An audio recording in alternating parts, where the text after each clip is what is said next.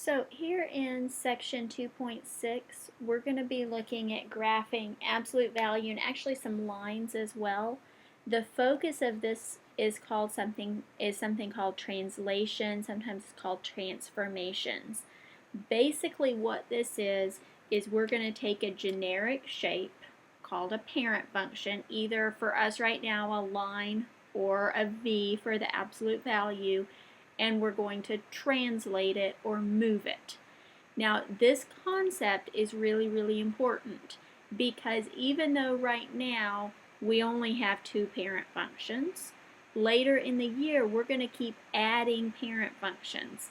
Next year in either Algebra 3 or in Pre-Cal, you'll add some more parent functions. So this concept is something that you're going to take with you for a while. So you want to make sure that you have it down.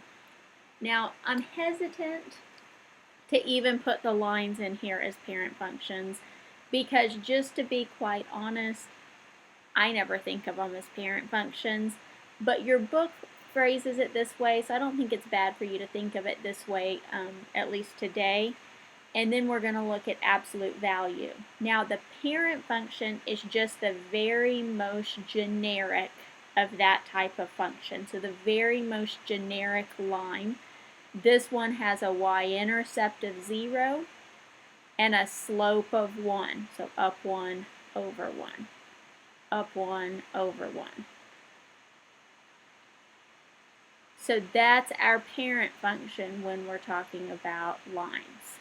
Now, like I said, I don't usually think of lines using parent functions. However, I almost always, if I can, think of absolute value with parent functions. Now, here's the parent function for absolute value. Now, it's going to be a v, because all absolute values are v's. The parent function starts at 0, 0, and has a slope of 1 and negative 1 going each direction.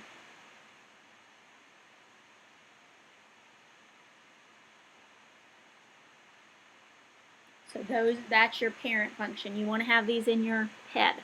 We're going to add more parent functions later, but these generalizations are going to be the same regardless of what the parent function is. So let's start with the lines. Having a number here is going to move your line up or down. Now, that's not honestly too surprising because that number would be your y-intercept, so it's going to affect your graph. It's going to move it up or down. Okay, with the absolute value, this number moves it side to side. It's the h here. And your k is your up and down translation. Now remember that your h is opposite of the direction that you would think. Okay, so let's start with a line, and then the rest of the ones that we do are going to be absolute value. Now here's my parent function. I'm going to just do a dotted line. If I'm thinking of it in this way, I would just take that graph and move it up 1, 2, 3. Now that's the same as just changing the y-intercept. Just another way to think about it. So here, and I don't know why I did that dotted, here is my answer. Okay, now here's my parent function for absolute value. So I'm just going to leave it as a series of points here. You're going to move it over 2 and up 3. Now, the side to side, opposite of the direction you think. So I'm going to move it over 2 in the positive direction, up 1, 2, 3. From there, I'm going to sketch in my graph, still having a slope of 1.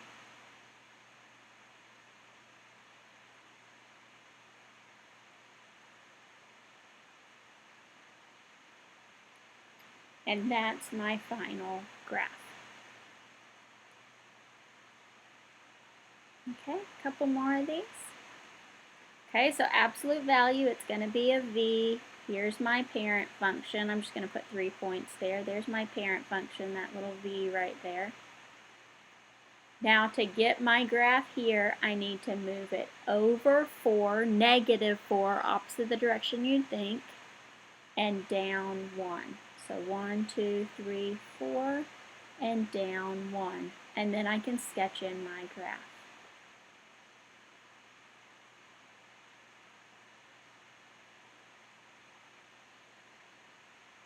So the red one here is my final answer. Okay, now I want you to look at this one right here. On this one, you cannot use a parent function. The reason that you cannot use a parent function is because of that 3 right there. It messes things up. It makes it where it doesn't translate the same way. So you won't be able to use these parent functions every time. However, if you can use a parent function, it's going to be a lot simpler than the other methods. Now, the reason that we had to learn the 3 different methods yesterday is because you can't always use the parent functions. So since we can't use the parent functions, I'm going to go through and find my vertex. Now, you'll remember this from yesterday. You do negative b over mc. Okay, I can do that. Negative b over mc. So negative 2/3, negative 1. And then find a couple of other points. I'm going to plug in negative 2, and I'm going to plug in 0. So if I plug in negative 2 right here, I would have negative 6 plus 2 is a negative 4. 4 minus 1 is 3. And if I were to plug in the 0, 3 times 0 is 0 plus 2 is 2. Absolute value of 2 is 2 minus 1 is 1. So negative 2, 3, and 0, 1. Here then is my v. Now I want you to notice this. If you've got a number directly in front of your x, now later we're going to talk about if it's on the outside, but directly in front of your x, inside the absolute value, you cannot use the parent functions. You've got to use one of the things that we did yesterday. Alright, so that is 2.6. Parent function concept's pretty important, so you want to make sure you got it down.